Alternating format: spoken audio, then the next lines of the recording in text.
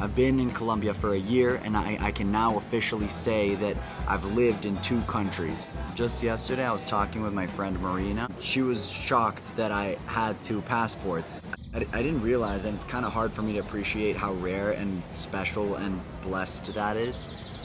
I'm going to share some of the things that I've learned with you guys, some of the things that I didn't expect, some of the things that I've really appreciated, the good, the bad, and the ugly. One of the things people are most curious about are what the differences are between the United States and Colombia. The difference between the United States and Colombia is that Americans are individualists and Colombians are collectivist.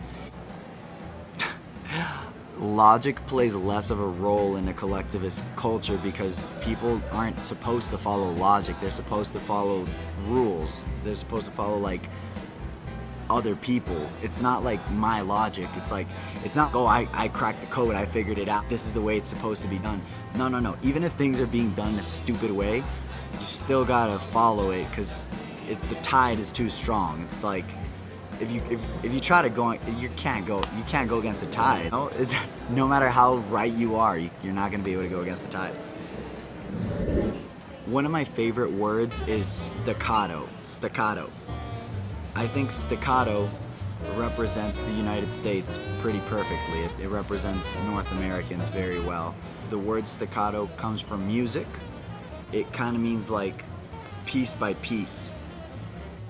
I'm gonna include music that communicates the point I'm trying to make. It just is what it sounds like, which are the best words, aren't they? Staccato, you know? Colombians are melodic. See, it's different from staccato. So that's one of the things that I've learned, and you know what, man? I'm just gonna go ahead and break it down on the heartfelt level. I've been proudly Colombian since I was born.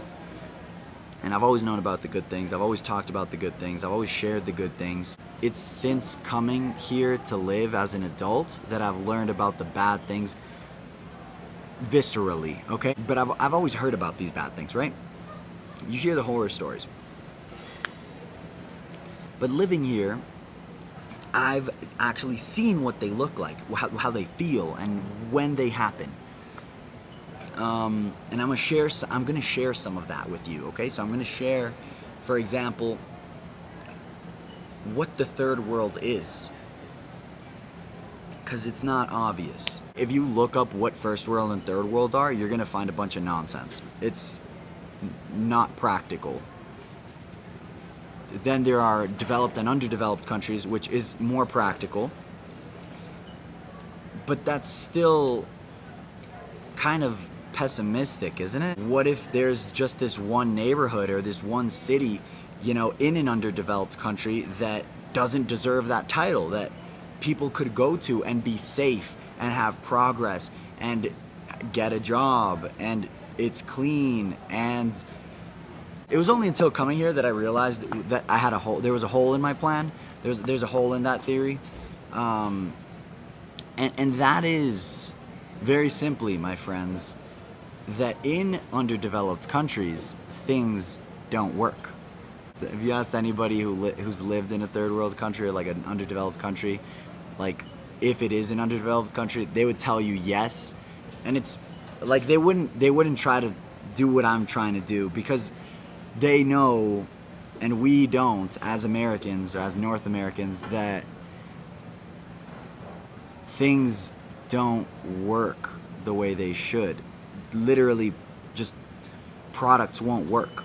You'll buy a pen and it'll break. And it's like, well, why'd this pen break? Was it old? No, it was just made wrong. It was just made bad. Just made wrong. You know, like you could solve that for neighborhoods and cities, and you could have a first world city in a third world country, but the things you bought, the products you bought, would still probably have problems. Those are some of the bad things that I'd always heard about, but I had never experienced, that I had never really had like first person contact with. What else have I been learning? An oak tree is different from a palm tree, but you don't look at that. You don't like stop and think about that and be like, whoa, that's new, that's cool. There's this thing called plant blindness. which describes our shitty habit of not noticing plants. Like all plants look the same to us unless we really look. One of the beautiful things about Colombia is that it forces you to notice that.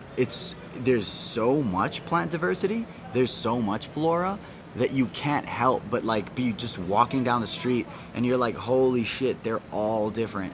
They're all new. I've never seen any of these, and there's like 700 different ones. So that's great. That's cool. I've enjoyed that. Plant blindness. Save that one in your personal little Microsoft Word add to dictionary collection or whatever.